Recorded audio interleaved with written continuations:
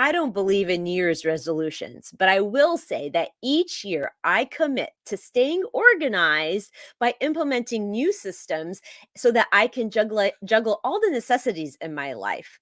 Implementing routines, systems, habits are key actions to staying on top of things in our very, very busy lives. And I've committed to some really great systems this year, and they have been game changers for me. And they can be for you too. Want to know what they are? Okay, you're going to have to hang on for just a minute because I'm coming right back with them. Welcome to Waist Up Wardrobe. I'm Christine Vartanian, a civil engineer and attorney turned personal style expert and image consultant. As the founder of Jade for All Seasons, I am passionate about unveiling the inner confidence of my clients by developing their personal style. But is getting dressed up still important in our virtual world? Well, that's where my experience can help with what I call Waist Up Wardrobe. Waist Up Wardrobe is a podcast for all things you need to conduct an outstanding Zoom meeting. It's about how to dress for the camera, but it's not just about the clothes. It's about everything you need to know to show up on brand and professionally for the camera. Join me in the Waist Up Wardrobe studio to discuss how to navigate this virtual world and dominate from behind the desk. Welcome, Virtual Nation. Thank you for joining us for the first episode of 2022 of Waist Up Wardrobe, episode 75. I am really excited about today's episode because it's sort of going to be like a foundation. It's a great kickoff episode because we're going to talk about how do we set ourselves up this year to stay on task, stay organized so that we can get those goals and stay in action. I think it's going to be a great collaboration between myself, Rick, and the audience so that we can really figure out what are those key hacks, those key action steps, those habits that we need to get into so that we can really feel accomplished and juggle all the necessities in our lives. Because let's face it, we all lead these busy lives. And frankly, personally, I like having a busy life. I think I'm grateful for it. I think that having a busy life is a great thing. It keeps me feeling energized, accomplished, and I love it. So, but the key is you don't want to get overwhelmed, right? So you have to figure out a way to systemize your life, to create habits and routines so that you don't feel that overwhelm and you can accomplish everything you set out to. So I just want to say thank you for joining us here again. Thank you to my producer, Rick Moscoso, who is in the production room, always making this, there he is, always making this show a great show and running everything from A to Z when it comes to production. So grateful for him. And I'm grateful for you. And I'm grateful that this show has become a conversation. It's become a dialogue between myself and the audience so that we both actually learn from each other. So drop some nuggets here in the show.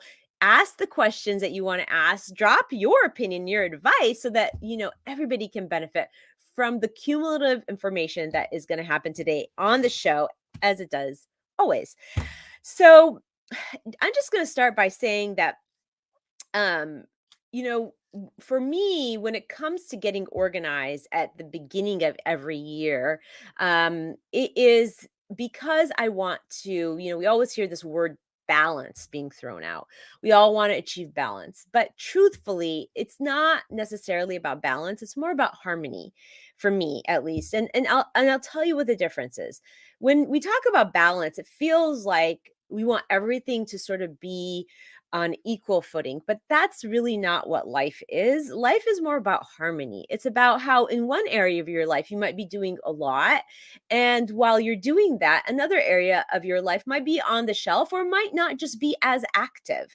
And the idea of kind of keeping everything sort of kind of in harmony. So you're still managing it all, but not necessarily to the level, everything doesn't have to be to the highest level because that's kind of impossible to always have balance in life. I mean, there might be some moments in time where you feel completely in control and like you've got complete handle on everything, but that doesn't really last for very long. And I really want a gentleman's perspective here. So Rick, Can you tell me what you think when it comes to, staying in harmony in life, or, at being balanced?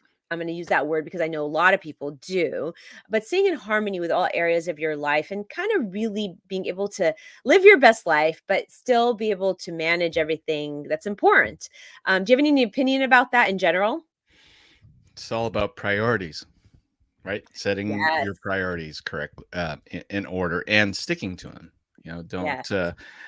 Don't let one override the other if it falls beneath your top priority. And so that's one of the main keys for me anyway. That kind of keeps me in balance, Yeah. because you, like me, like so many other people who like to keep busy, have a million different projects going, you can get lost pretty quick, Yeah. you know? Yeah, no, for sure. And, Mhm, I always find that there's some non-negotiables in life, right? You talk about priorities. mhm. And for me, absolutely, there's things that need to be done. And for me, those are like the non-negotiables. So the ones that I will never give up, like just getting my exercise in, right? Just having that morning time with the kids. There's certain things that are non-negotiables that really have to always sort of be that anchor for me, at least. How about you? Do you have anything that is like, I know you said prioritizing, but Yeah. what's like your some of your non-negotiables, or just at least that top non-negotiable? So one of the things I learned a long time ago, and I think, well, we had this guest on the show several months ago, like halfway through the year last year, and it was Chuck, who's a ultra marathon dude. He does some crazy stuff and Yeah. really stresses his body a lot, but at the same time, he's a very successful entrepreneur. And I learned from him years ago that um, uh, faith, family, fitness, finances were his Love priority that. order, right? And so I've tried to follow that as well, because if you think about it, because some people think, well, money's more important to get me all that stuff, right? Yeah. But it's not always true, because if you're driven by faith and your belief in whatever it is or whoever it is that you believe in, then that's a foundational thing that's non-negotiable. Your family should be non-negotiable. And then when it comes to finances, people think, well, finances will get me all the other stuff, but not necessarily, because if your physical fitness, if you're not physically fit and you're not healthy, then you can't work, right? You Yeah. can't do those things to make bank, to get you all those other things. And so when he said that to me, it was like, I've never really put it in that perspective before. I never thought of it in that order before, but it totally makes sense, and Yeah. so that's why priorities are really very important. And once you set those, then you should really stick to them, abide by them, and happiness, success, and abundance will come, if you follow that. Yeah, I love that, and I would love it if you put that in the comments, because I feel like that needs to be front and center. The 4 Fs. The Hmm. 4 yeah, the 4 Fs, not yes. So, faith, faith, family, fitness, and finance. And I think, oh my gosh, that's such a great thing to remember, right? As at least a framework for prioritizing. So, a great lesson there from Chuck, and he was a great guest on the show, just so inspiring. He's like a triathlete and just amazing. So, definitely somebody we can all learn from. And thank you for reminding, putting that out there, because, Absolutely. yeah, no, I think that's great. And it's a great way to remember what our Hmm. priorities could be and should be. Um, so, one of the things that I have done to kind of get a handle on a day, as I start out in the morning. Every new glorious day is a chance for a new beginning. It's a chance for a new start. No matter what happened the day before, no matter what you might be apprehensive about, just focusing on any given day is really a great way to think about life, because life is fleeting. We never know what's going to happen the next moment, right? So one of the things that I have implemented that I find is very helpful is the habit of kind of figuring out what centers me at the outset of the day. And that has been just building in a morning ritual. I've built in a morning ritual that is a habit, a routine, something that I do regularly because it just gets me set up for the day right, and a lot of it is actually based just on exactly what, Rick said: faith, family, fitness, and finances. So it's so interesting because my routine looks a little bit like this.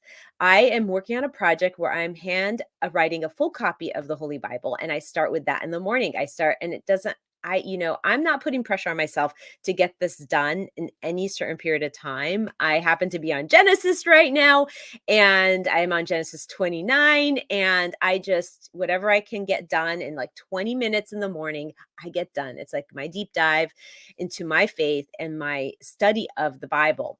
And so that's the faith piece. And then, of course, my kids then are getting ready for school. So that's my family time.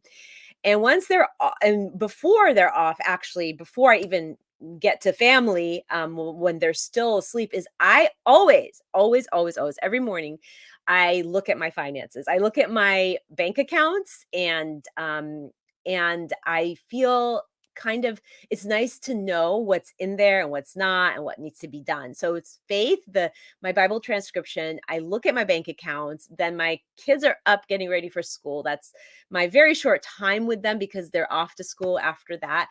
And then I go in for a brutal workout. So Rick, can you believe that my morning routine falls into these four categories? I think that is so fascinating because, I think we all do exactly that in a different way. You're right. The way you described it is exactly how that matches up with what I said. A lot of people don't think of it that way, Yeah. but it's a cool acronym to remember because unknowing to most people, they probably align with the same thing. You know, Yeah.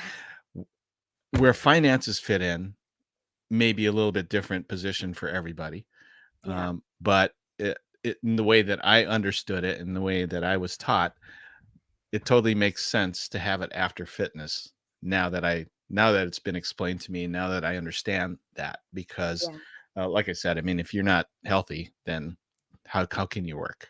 If Yeah. your mind is not healthy, how can you earn money? You know, Why uh, would it matter, right? If yeah. you Why weren't would it healthy. matter? Why would it Yeah. matter? Yeah. So I'm not surprised that it matches up with how you do things, Yeah. because I know you've talked to me and you've mentioned some of the projects and some of the personal things that you do, and it Yeah. totally doesn't surprise me at all that it matches up the same way. Yeah. Yeah. And I think the list here is in order of priorities, based on what Chuck believes, Mhm. um and it makes a lot of sense. And what I found that, like, my routine falls in those categories, but it's more about the order of which I do things, not the order of which I value things, right? So this is Correct. like, Yeah. yeah. So the order of which I do things in the morning is about faith. That's the first thing. And then I really need to touch my finances because I think people have so much fear around finances. And I lived a long time having fear around finances. Like, it's almost like I'm opening up my bank account and my credit card. I'm like, I don't want to look at it. But unless you actually stare at it straight in the eyes, Mhm. you can't improve, right? Right. So for a long time, that's how I approached finances, and I made a decision quite a while ago, especially when at the outset of my business, to not be have anxiety around that, to just do it. Just do it with fear, do it with discomfort, but get it done. It's really I found that staying connected to the bank accounts every single day just keeps me honest too, like, it makes Mhm. me make a decision of whether I'm going to prioritize a certain expense or not or whatever. So it's so funny because, yes, faith, finances. I have a couple other things I sprinkle in there that relate to faith and just mindset work that I do.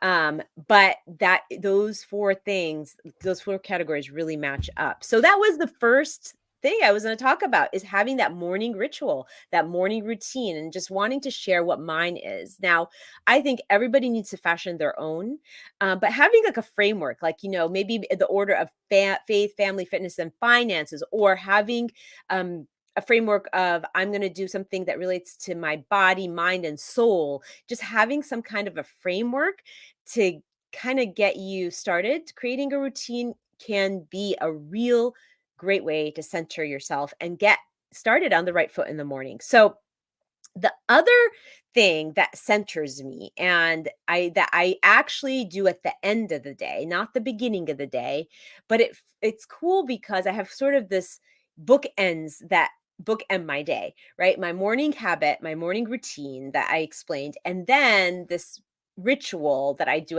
at night that is something that I just actually implemented this year. I used to have a different nighttime ritual, but something I implemented this year because I saw some kind of a Facebook post or something. But creating a jar of gratitude. I don't know if anybody out there saw this. I saw it pop up in different places, but creating a jar of gratitude where and they recommend starting out each day with gratitudes, and dropping in what you're grateful for in the jar. But for me, I want to reflect on the day, and that's why I do it at night. So I will list my wins for the day. And so, like, being able to, maybe attend something for one of my kids was a win, or, talking to a new client and really explaining to them how my system works.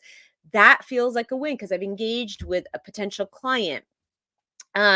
Maybe getting my taxes done, that could be a win for the day. So there's so many things that we oftentimes ignore, but they're amazing wins, even though they might feel like a routine thing that we did, or like something that shouldn't be acknowledged. But I think that if we acknowledge that and we're grateful for accomplishing that, at least by the end of the day, that we end up really feeling happier and really staying connected to the things that we're grateful for. And I would love your perspective. That Rick, you knew I was going to call you up, and you have I something to did, say because about I this. have a question for you. Yeah, Yeah. tell me. So tell me, what does that jar of gratitude look like? Is it a physical thing, or is it just something that a Yeah. mental thing, or what does that look like? It's a physical jar, Mhm. glass jar, kind of like a fishbowl.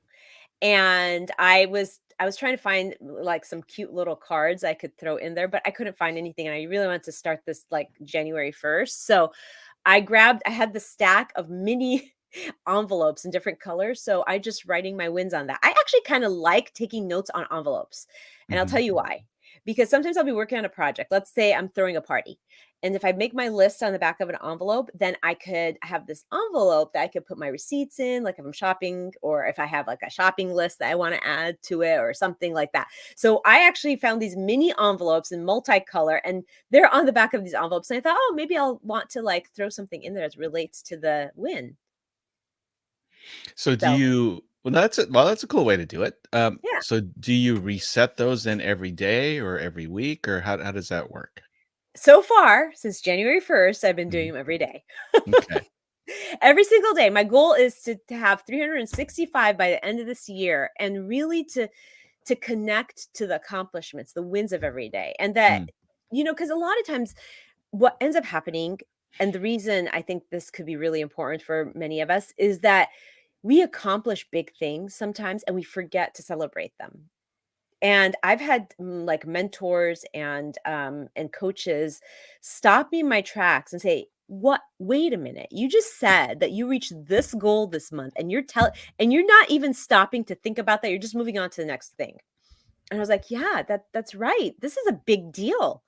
And even just waking up in the morning and doing something that was on your day planner that you've been putting off for a long time, that could be a big win too, because if it's something they've been putting off, it's definitely a big win. So celebrating not only the big things but the small things. But I was forgetting to celebrate the big things. Well, And isn't that so isn't that funny? We're just so in it as entrepreneurs that you just plow forward, right? Without even yeah. thinking. It's like, okay, that's one tap. It's just a check mark, right? When you're so in it. and Yep. you're plowing forward, that you just check it off and you go on to the next one without even thinking about it. But you're right. A lot of times, if I'll look back at some of the things that I did, and it's like, holy cow! I mean, all that work, and I finally accomplished that, and I totally forgot. I know. And it's kind of like a gratitude, and sometimes we do that to people, right? We forget to say thank you to people, because we're just sort of wrapped up in what we're doing. And so I think one of the things that makes life so, amazing is really to feel that gratitude, and not only feel it, but express it. So this is a way of expressing it for yourself, but also remembering to express it to others, because I think people can work wonders if they feel appreciated. How do you determine um, what that accomplishment is going? Do you predetermine what that goal or accomplishment is that you'd like to achieve, or do you take them as they come? Yeah, so it's different it's different. Sometimes it's something unexpected that happens and I'm like, "Oh, great, this happened today," right? Mm, And sometimes and now I really one of the things I'm talking about is really blocking everything on my calendar. And so and I'm trying to get to everything and try not to be an overachiever per day, because that way I can achieve my goals, right? So a lot of times it's the things off of my calendar, like, yesterday I got all my paperwork done for a 401k I want to set up, right? mhm. So that was a big accomplishment because I was putting it off because didn't want to read the paperwork. I didn't know want to read the specifics and the fine print, but I did it. So that was on my calendar, and that was my big win for yesterday. One of my big wins. I had a couple. So sometimes it's something that's on my calendar, and sometimes it's something completely unexpected. Maybe it's something that I had planned 3 months ago that finally came to fruition, right? Maybe it was a client I really, really wanted to work with, but never connected or never got engaged in the process and the program. But then all of a sudden I get a call saying, "Hey, you know what, that program I talked about, I want to get started." So it could be anything really. Yeah, so for you then it's possibly a personal thing or a business achievement, right? Yes, it could be. Yeah, it definitely could be a personal thing. I mean, it could be that I just PR'd doing, pull-ups. I don't know. Yeah, yeah. So is I your mean, so that's a big deal for me. so is your goal then to try and get a win every day, or how do you what does that look like? Yeah. Yes, I think my mindset is that I want to try and get a win every day, but more than just getting a win every day, it's more of thinking about the things that I'm doing, right? It's Mhm. more about thinking about my thoughts and thinking about, okay, I set out to do this and I accomplished it. I guess I don't want to get wrapped up in like, I have to have a win today either, because then that's weird. It's Yeah. more like let it organically happen, because every day holds a win. It's just, you got to acknowledge it. Yeah, yeah. No, I was just curious because some people like to have a daily achievement, you know, Okay. a- Yeah. and I guess the downside of that is that I'll take a win no matter what it is. They'll just settle rather than really achieving something Oh. that's meaningful. And so Oh. that's why I was wondering, how do you determine or predetermine what that's going to look like? Yeah, no, that's a good point, and I think what I've decided is that I just wanna make sure that it's effortless, that there's ease in it, right? I Mm, have all these things I'd like to accomplish. If I accomplish them, great, then I can celebrate them. If something happens to prevent me from accomplishing it, then I'll try again tomorrow, because every day is a start for a new beginning, is a chance for a new beginning. So that's sort of, and let it organically sort of flow, but yeah, still have a plan, right? yeah. No, makes total sense. Yeah.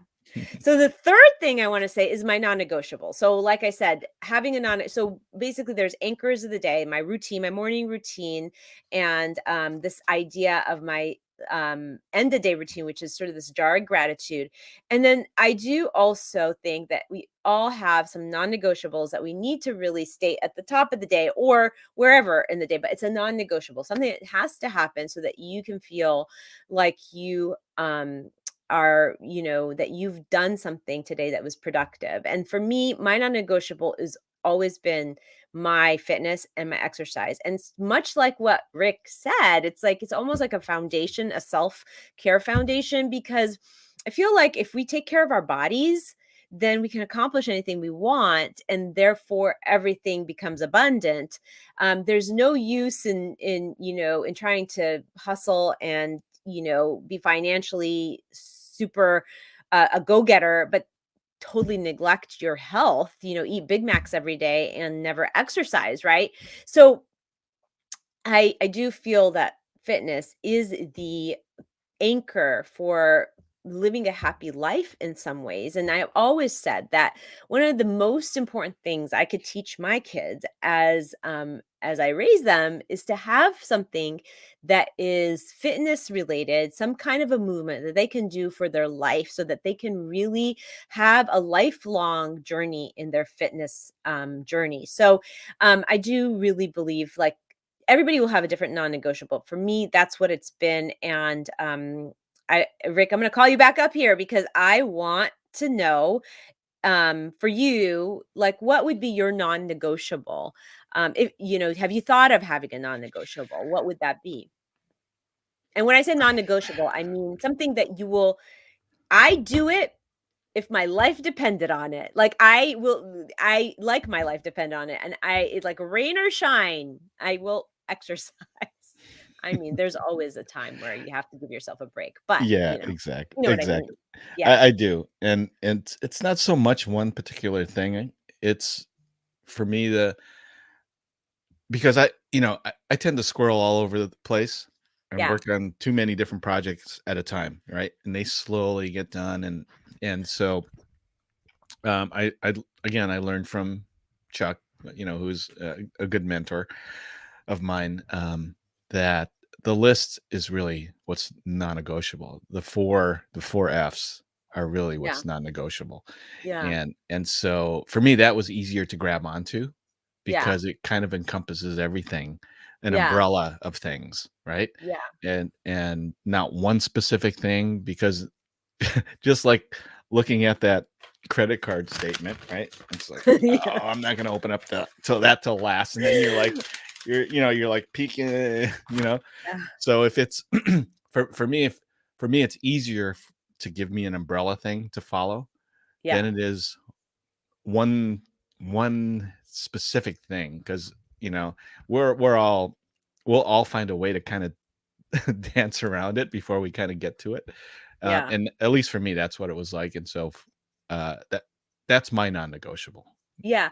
And I feel like what I'm gleaning for what you're saying is that your non-negotiable is that order, the order of faith, family, fitness, finances. Like, would that be, am I misstating what you're saying or what you're trying, what you were kind of trying to convey to us? Yeah, that's probably a good way to explain it. Yeah, it's the Yeah. order for me that's Yeah. non-negotiable. Yeah. Yeah. Yeah. And another thing I know that you do that is my next point of conversation is blocking time on the calendar. I feel like that's something that um, you do because I know we've talked about this, but Mhm. that's something that I'm really, really, really trying to stick better to this year because just even blocking some white space, right, on the Mhm. calendar because there's so many things going on that things can fall between the cracks or, if you don't block it on your calendar, then it's never gonna happen. What are your thoughts on that? Yeah, absolutely. And I learned that again from another mentor of mine who we've had on the show, is that time blocking is very important to people who are very busy, that are doing a million different things. Otherwise, things get done more slowly, a little bit more haphazardly, and you don't want to miss anything, especially as important as everything will probably be on your schedule. And so, you know, I, I didn't understand that at first when he did that. And Mhm. this, I'm talking about Devin, right? Yeah. He's a master at time blocking, and that's what he coaches when his real estate clients, talk to him about organization and different things like that. And since I'm a close friend of his, I always expected him to pick up the phone or respond to a text at any time. Just before I really understood what he did, that's how he was, right, with me. Yeah. And then it was like, how come he's not calling me back? How come he's never available on the phone? And then I talked to him about it, and he goes, hey, I mean, he told me, hey, I time block everything during the day, and these are the little areas where I am available, but these are the hours where I'm not available. And he has tools that he uses to online tools, organization tools, that help him do that. As his admin, helps him do that. And so, um, not every hour in his time blocking is, like you said, is meant for business. There are some white space segments in there. So to accommodate a little, downtime, just even if it's just a 15-minute thing, but it also allows him for any carryover, Mhm, mhm. or maybe an add-on call or something like that. Uh, when what I it was interesting because I knew he was time blocked for 40 minutes to talk to me about a project we were working on. Right when 40 minutes came up, he was like, "Okay, we're done. We got to jump." And I didn't understand that for a while because I met him through more of a, casual type of thing, right? And but he does that with his clients. When Yeah, when they pay him to coach him, when for him to coach them for 45 minutes, it's 45 minutes. It's not 44, it's not 46. It's 45 minutes. And that's what he yeah, gives them, what they pay for. yeah, And it's like, it's a little rigid, but and it works for him. yeah. And I started implementing that a little bit, gradually, and it has helped me stay a little bit more on task and prioritize my time. So, I think that's something that can help everybody if you're not doing your organization to that level yet. Yeah. No, I think time blocking is a really good practice, and even like time blocking that white space. And it sounds like he time blocks space to just return calls because, Mhm. he won't do anything, um, you know, at least in his work day spontaneously. So, I agree. I think that successful people have systems, and that time blocking is one of those really critical systems that really um help keep you on task. So that takes me to my next point, and that the fifth thing I want to talk about is I love this, and I've talked about this on the show before, and Rick knows I've talked about this to death, but I love the platform Trello. I love it. I mean, I have a Trello board for almost every area of my life. I have one for, a waist up wardrobe. I have one for my general business, and I have one for what I call the workroom where my assistant and I communicate. It really is a game changer. I love Trello because it's very user friendly. And I am not a techie person, so I want simple, easy, effortless when it comes to technology and platforms like that. So I just find it so amazing. And what I have that has been really really helpful is I have a Trello board with a record of all my clients' work. So I have a card in my Trello board for each one of the clients that I'm working on that's active, and we I put all the information that I need in there, everything we're going to discuss in there, and it has really been a game changer. And there's another level to this Trello board that I use, which is the next point I want to make, and that I take my notes electronically on my into my Trello board when I'm with a client now. Now that's something I started last year, but I wasn't consistent with. But now, whenever I'm on a call or visiting a client, even in person, I've got their Trello board card up, and anything we're discussing, anything I need to do for them, I'm inputting it right away in their card. Because what ends up happening is I'll forget, or I'll handwrite it really fast and misplace a piece, a note, and it was actually driving me crazy. So I've committed this year, and so far I've stayed on task and stayed consistent. When I am working with a client, I pull up their card in Trello, and whatever we're discussing, all my notes go in there on the spot.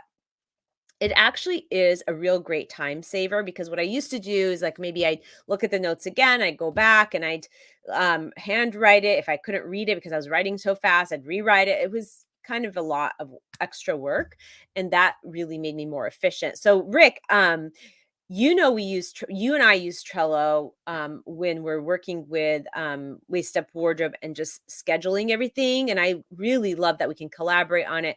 But this idea of, I have all my clients, a card for each one of my clients on a Trello board. And I immediately put all my notes in now as I'm talking to them, and I've found it to be so amazing. You're becoming a tech ninja. I doubt that. I'm no tech ninja, but hey, Trello's easy to use. Yeah. No, I think that's a great I'm so happy to hear that, you've kinda made that move, and you're right, it does keep you more organized, getting away from the physical paper. Because I, like you, I mean, I lose my notes, and I can't find it on my desk or in my briefcase, and so it's great to do it in the cloud like that, and like you said, Trello has been so easy, Yeah. to customize and to use, and no matter what device that you have with you, whether it's your laptop, your mobile, or your iPad or whatever, you can pick it up anywhere, right? And it's there, Yeah. and it's impressive for the client when it's like, okay, so this is what we reviewed last time, and you can show them, right, on Yep. whatever you've uploaded to Trello. Yeah. It's a And great, it's a powerful tool. it is so powerful, and, what I love about it is I could put pictures in there, I could put style boards in there for them, if I'm working on their set, I could put the before and after in them, that's what I do. It's so much of a time saver, and it's cool, like, I feel everything's housed there, and if I'm out on the field trying to curate something for them and I forgot, like, their size or something like that, I have it to reference on my phone, Mhm. and I also can just it just it's a great tool, and I'm really going to stick to it. I just find that my notes are more legible because they're not handwritten fast, and that it's just more clear, it's a time saver, and I've stayed consistent. It's been pretty easy to stay consistent with, because a lot of times when I implement a new system, sometimes it's actually more work to stay consistent with it, but this is like super easy because I just put my other computer in front of me and I take notes as we go, and gives me an opportunity to share with them electronically. It's really great.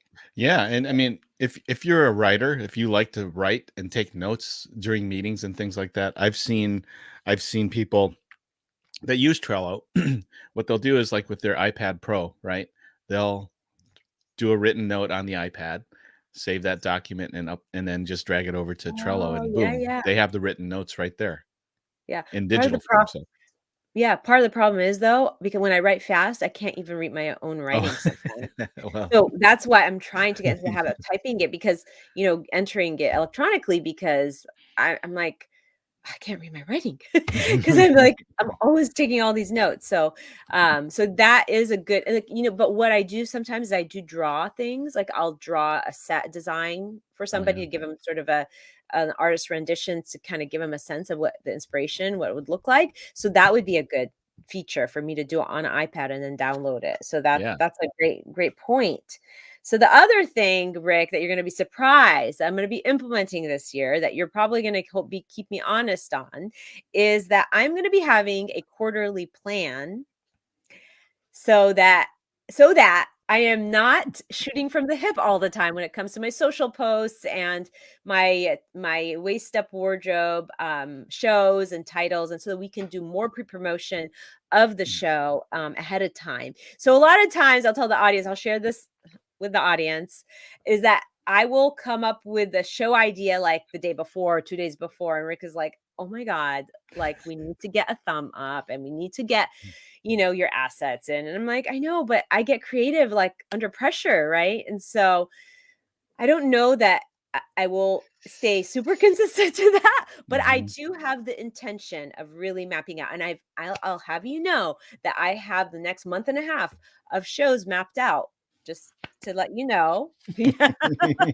And so this is a big game changer too, because if I can stick to this, and I know the people that I know that stick to this really find it a little bit more effortless to kind of get through the year and plan the year, is really having a plan for every quarter by quarter. I mean, I know people that my business coach, she has the whole year planned ahead of time. Mm. So what are your thoughts on that? That's well, to have the whole year. I mean, I don't know to what detail she would have it planned out. But boy, that's a lot of detail to be thinking about, right? If you Yeah. can think 12 months ahead. Yeah. um, for a show like as a kind of a showrunner, if that's what you want to call me. I mean, I do, when we first set this up, that's why we use Trello. There's very specific things that we need in order to get this even into pre-production, right? Which means all the graphics and all that stuff. Never mind the ideas that Christine has that comes up with the show, but it's all driven on that idea. And so when we wait and delay a couple days before or the day before, it's like, holy moly, I gotta, Yeah. we gotta Yeah. scramble, then it's a Yeah. scramble for everybody. But I remember in the beginning when we first, did this, the first several dozen shows, I know you wanted to get everything right. Everything was planned. Yeah. And so we Yeah. did have a system down that was really good, but it's like anything else. It's easy to kind of deviate, and it's, shoot from the hip sometimes. And, it's always come through. Yeah. But at the same time, I would suggest for anybody listening who wants to do a show that you map out at least 30 days in advance what that show schedule is going to be, and that way the guests will know, at least a week or 2 weeks out in advance, because you have to give them the courtesy of changing their schedule if to accommodate the show. And it also allots for programming changes if you need to do that, if something comes up. So I'm glad to hear that. I'm very happy. Yeah. Yeah, so the 3-month plan is also, I'm also doing for my social, media posts and Yeah. my newsletters, and now I write for, an article, a fashion, write-up for a article on a regular basis, so Mhm. really, it goes back to just staying on task and staying organized, not missing anything, so the 3-month plan in conjunction with, keeping everything organized in Trello and, blocking time all really, really help when all those things come together. So, another thing that I think is a really good way to get organized, and that somebody had recommended to me in the past, and I tried it, and it was really effective, and that is, you know, um, creating these blocks of time, and usually about 45-minute blocks of time, like a 45-minute block of time where you're going to sit down and you're going to look at a task that you have to do, and you're going to finish it and complete it and be done with it. And really just staying focused on it and not deviating. And I thought, oh, I wonder if that really works. And I actually tried it, and it really does. When you have set an intention to take 45 minutes of your day and sit down and complete a project from beginning to end, for some reason, you get it done. And I don't know if, Rick, you've ever heard of that technique, or if you've done anything like that, but what are your thoughts? Yeah, like anything else, like anything else, if you can just focus on that one task, you'll do it. Hmm. You'll do it probably better, because you're totally focused and you have that much time to get it done. I had a hard time doing that with all the plates that are spinning, right? And I, Yeah. I know you're the same way, but I found that I did I did it much better if I just said, okay, I have an hour to finish this thing, right? Whatever it is. And I can focus on whether it's editing or something. I can focus on it, really make the tweaks. I'm not going to miss, I'm less likely to miss something. And I know that the client in the end will be much happier that I'm getting this to them a little faster than they had expected, because now I've sat down and focused on it. Yeah. Yeah, totally. And I try and I think there's something about that 45 to 50-minute rule. Like, it's less than an hour, so you're able to sit and focus for that long, but it's more than, 30 minutes, so you can actually get the meat done of some Mhm. of a project. And so I've tried it several times, but I always am very selective with the types of projects I pick for that, because I want it to be something I can actually finish in 45 minutes, right? Yeah. So I can feel accomplished and have that win for the day. So definitely a good technique, but might want to be selective with what you decide to do in the 45 minutes, right? Right. So I have two more tips that I have been, that are key to really staying on task and to keep us organized during this new year. And really, if the ones that work for you you should stick with for a long, long time. But now what I do, I used to not do this, and I just started this year, is I book my appointments on the spot. And what I mean by that is when I am at the dog groomers, I will book the next dog grooming session while I am finishing up the one that I'm in. Or if I have a doctor's appointment and I need to schedule that in a year or in 3 months, I schedule it right there when I'm in the office.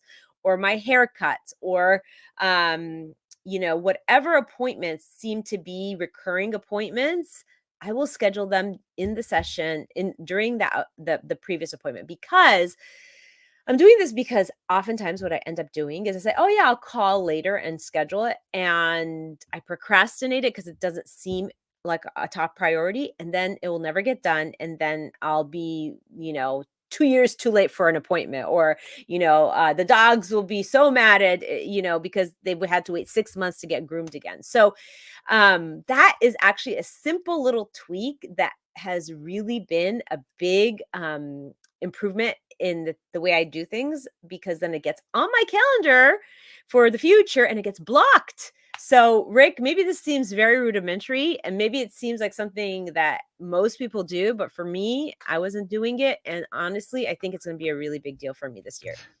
Well, again, that's something I learned from Devin um, a while ago, and it's like, it makes total sense because, like, when I go to my hair guy, right, as soon as we're done, the last thing we talk about is when do you want the next appointment, right? So we always look 5 to 6 weeks out before my next cut.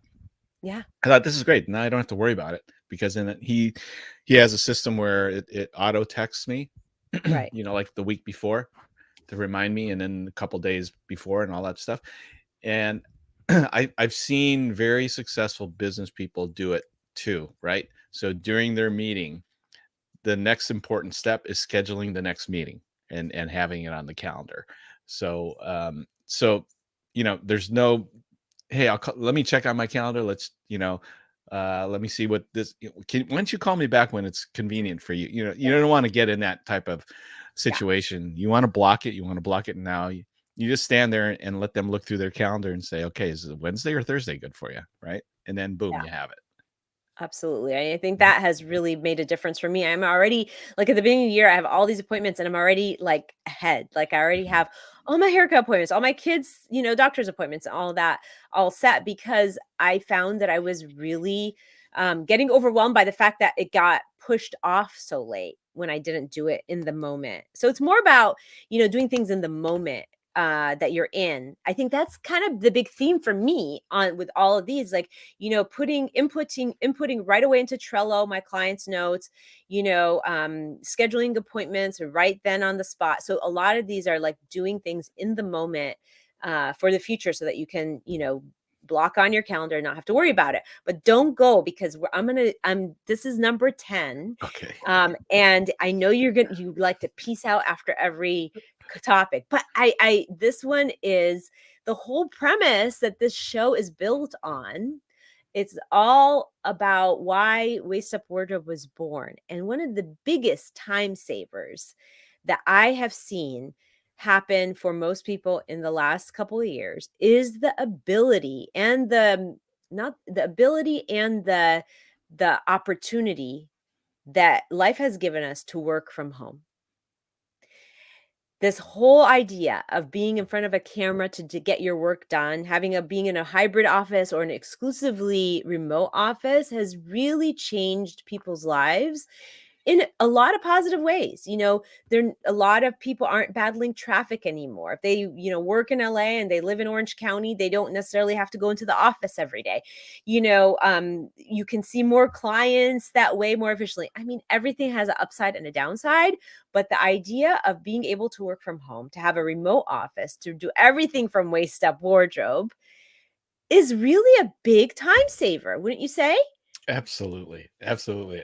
I wish we would have known about this years ago, pre-pandemic, because, people are more used to doing business face to face, but, all this stuff that's happened over the last 2 years has forced us to think about doing things a different way. And, productivity is at the top of the list. And if you've it is different for everybody to be meeting on camera like this, right? It Yeah. is way different, and people had a hard time getting used to it, but they had to get used to it because that's the only way they could do it.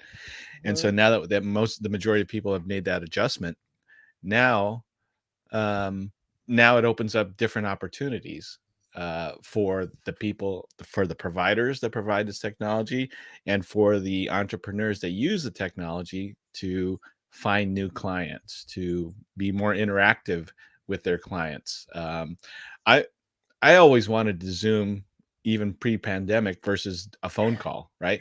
Um, Well, I was gonna bring that up because when we started working together, every time we'd book an appointment, you're like, "Okay, I'll send you a Zoom link." I'm like, "No, can we meet in person?" yeah. And you're like, "No, it's easy." I'm like, "But I wanna meet in person."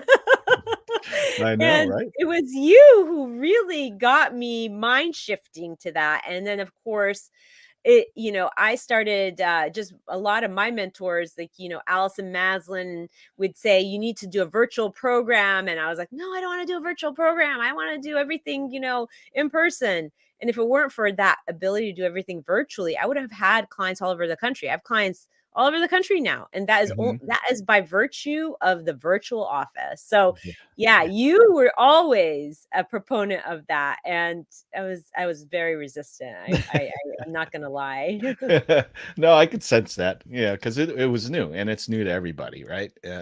At the time, and people have made adjustments. But once you overcome that mindset, it can be such a great productivity tool for the entrepreneur, um, meeting this way, and it's a great collaborative tool too, right? You don't Yeah, necessarily have to run a show to be able to do this. It can be a Zoom session with a business partner who needs to interact with this other business partner or this other vendor, but you're the connection between the two. Now you can do a three-way, Zoom, and you're all online getting business done, and you're connecting people using a technology that's much more productive, much more time saving than trying to schedule a date where let's meet at your office in like a week, type of thing. yeah, You can get business yeah. done a lot faster. And so it's a great tool. Absolutely. And that's why this show is so relevant to Waist Up Wardrobe, because everything that Waist Up Wardrobe is about is about enhancing our productivity as an entrepreneur, and in making your image better, making you more professional. That's what the show is all about. And we do have a hashtag today, hashtag order and shine. And if you put the hashtag order and shine here, if you drop it right here in our dialogue, um, I'll send you a list of these 10 things that we talked about, and some of the tools that go along with it. So, Waist Up Wardrobe weekly wrap up is main takeaway is that, we have to build in systems, habits, and routines so that we can stay on task in our very busy lives. Because, like it or not, we have very busy lives, and we should be so grateful for that. One tool that I have used that I will always be a proponent of is the Trello .com system. I love it so much. It's super easy. It's super user friendly. And it makes everything so organized. And I use it for all different types of things, whether I'm interacting with clients or interacting with my team members. So it's a really, really great tool to use.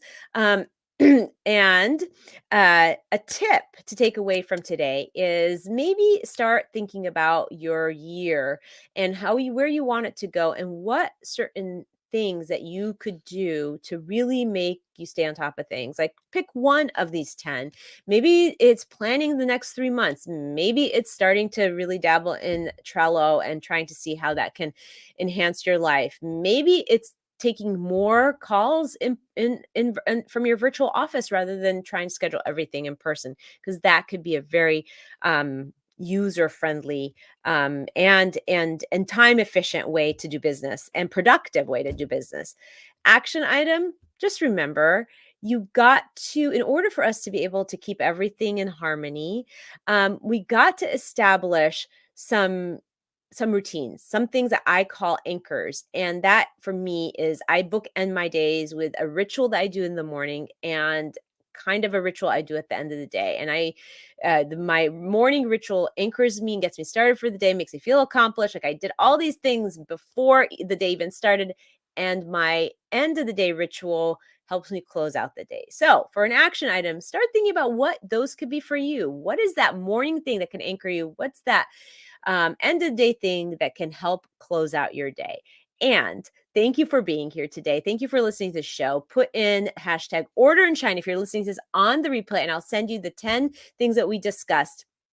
And see us next week, same time, same place, 11:30 Pacific time, here on Waist Up Wardrobe, in the Facebook group, in the Facebook page, and tell a friend. So how do you do that so that you can, or do you give them a super vague response and they still can't grasp your work? I'm going to start over again. When somebody, do you even give them like a, I had my notes in here and I don't know where they went. They disappeared. In episode 74 of Waist Up Wardrobe, a tip when it comes to conveying your brand, if they really get what you say and what you do. Oh, wait, I'm going to do it again. Ask people after you've told them what you do to recite back to you clearly what it is that you do. You will see that you'll start seeing clearly the work that you do so that you can convey it more clearly to others. Finally, go. Okay. Good. That's good, right? Okay. Yep. Those are always fun. Oh my goodness, that was kind of funny. Yeah, but you don't think we should say bloopers on there? No, that's why I put the time code on there, so it looks a Oh, little yeah, bit yeah, yeah, different that than the helps. show. Yeah. Yeah, that helps because it was always like, what? Wait, okay, and then you kind of get it at the middle. But yeah. Yeah. All right, should we do the speedy recap? Yeah. Okay, let's see. You ready to go? How do I usually open these? Hang on a second, I forgot. How do you? Okay, yeah, I'm ready. Okay, hold on a second. Let me mute. Okay, when you're ready. Okay.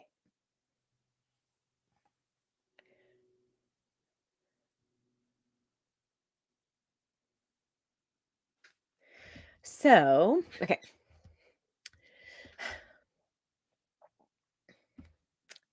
I guess I'm not ready.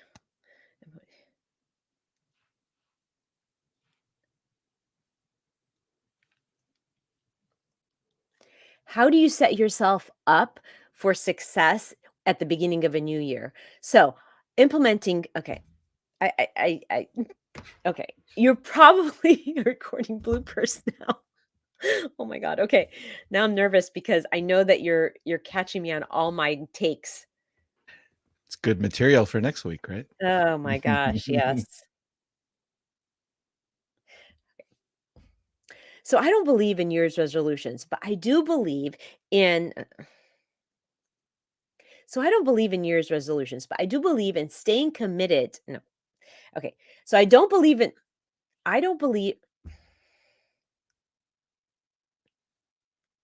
So I don't believe in New Year's resolutions, but I do believe in staying organized and committed. But I will say that each year I commit to staying organized. Okay.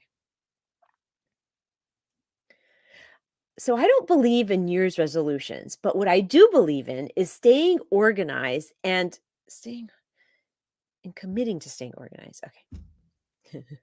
So I don't believe in New Year's resolution. I don't believe So I don't believe in New Year's resolutions, but I do believe in staying committed to staying organized in to each year committing. Okay. So I don't believe in New Year's resolutions, but I do believe in staying committed to being organized each year so that I can juggle everything else, everything that happens in my life. Routines, habits, and systems help us do that so that we can really cover everything we need to do and stay on top of our tasks. Yeah, that'll work. Yep. That works. Yep. Okay.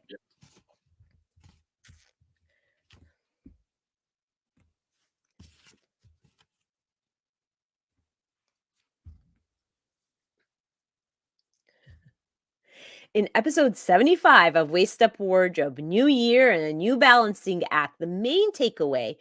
Okay. In episode 75 of Waist Up Wardrobe, a New Year and a New Balancing Act, In episode 75 of Waist Up Wardrobe, a New Year, a New Balancing Act, Waist Up Wardrobe. In episode 75 of Waist Up Wardrobe, in episode 75 of Waist Up Wardrobe, a New Year, a New Balancing Act, the Waist Up Wardrobe weekly wrap up in a nutshell was basically this. The main takeaway is you need to come up with systems and routines and habits to stay organized during your year so that you can accomplish and you can cover everything you need to do in your life. Because as we know, life is a juggling act and everything seems to be important because we lead full lives and we want to make sure we accomplish everything we need to. One tip to always think about is maybe pick one or two things that will keep you organized every day. Oh, I'm going to do this over again. Okay.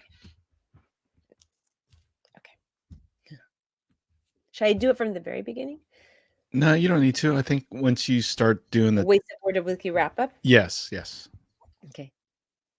The Waist Up Wardrobe weekly wrap up in a nutshell was the main takeaway is in order to stay on task, you have to build in routines and habits and systems in your daily routine because I'm going to do that over again.